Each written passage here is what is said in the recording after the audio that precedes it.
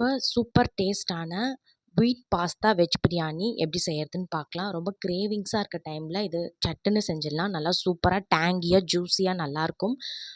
இன்னொன்று என்னோட சைல்ட்ஹுட் டேஸில் இந்த சாஸஸ்லாம் அந்த அளவுக்கு கிடைக்காது இல்லையா? ஸோ எங்கள் அம்மா எனக்கு இப்படி தான் செஞ்சு தருவாங்க. அந்த ரெசிபியை தான் நான் உங்கள் கூட ஷேர் பண்ணியிருக்கேன். அதுக்கு இதெல்லாம் தான் தேவையான இன்க்ரீடியண்ட்.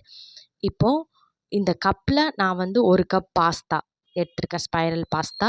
இப்போ குக்கர் நல்லா ஹீட் ஆனதும் ஒரு 5 டேபிள் ஸ்பூன் எண்ணெய் சேர்த்து 2 பிரியாணி இலை, 1/2 டீஸ்பூன் சீரகம், 1/2 டீஸ்பூன் சோம்பு, ஒரு முழு பச்சை மிளகாய் அந்த மாதிரி வெட்டி சேர்த்துக்குங்க, ஒரு பெரிய வெங்காயம், இதெல்லாம் வதங்க கொஞ்சமாக உப்பு சேர்த்து நல்லா வதக்கி விட்டுக்குங்க. இப்போ இதெல்லாம் நல்லா வதங்கினதும் இதில் தட்டி வச்ச 5 பல் பூண்டு, ஒரு சின்ன பீஸ் இஞ்சி தட்டி வச்சது. இப்போ இதில் 2 table spoon beans capsicum, 1 table spoon carrot, sweet corn நான் சேர்த்துருக்கேன். உங்களுக்கு என்ன இதுக்கு மேலே காய் வேணுமோ சேர்த்துக்கலாம்.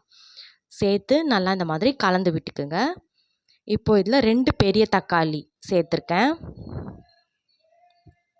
இப்போது நல்லா கலந்து விட்டுக்குங்க.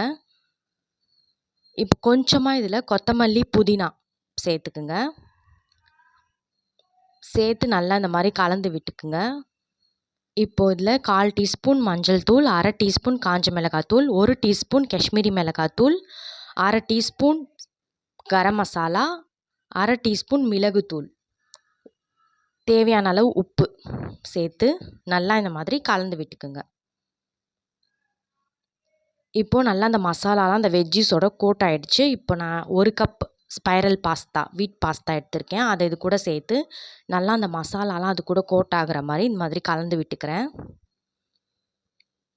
இப்போது இது நல்லா கலந்ததும் இதுக்கு தண்ணி, இதுக்கு வந்து 1 கப்புக்கு 3 கப்பும் சேர்த்துக்கலாம். அப்படி இல்லைன்னா ஈஸியாக சொல்லணுன்னா இந்த பாஸ்தா முங்குற அளவுக்கு தண்ணி சேர்த்துக்குங்க. இந்த அளவுக்கு தண்ணி சேர்த்து குக்கரை க்ளோஸ் பண்ணி மீடியம் ஃப்ளேமில் 3 விசில் விட்டு ப்ரெஷரெல்லாம் ரிலீஸ் ஆனதுக்கப்புறம் ஒரு 10 மினிட்ஸ் கழித்து ஓப்பன் பண்ணிங்கன்னா நல்லா சூப்பராக டேங்கியாக ஜூஸியான பாஸ்தா ரெடி ஆகிடும். இது நீங்கள் ஆறுன அப்புறம் சாப்பிட்டா கூட இந்த மாதிரி நல்லா ஜூஸியாக நல்லாயிருக்கும். அப்படியே ஒரு மாதிரி ட்ரை ஆன மாதிரி இருக்காது. கண்டிப்பாக ட்ரை பண்ணிவிட்டு எப்படி இருக்குன்னு சொல்லுங்கள். வீடியோ பிடிச்சிருந்தா லைக் பண்ணுங்கள்.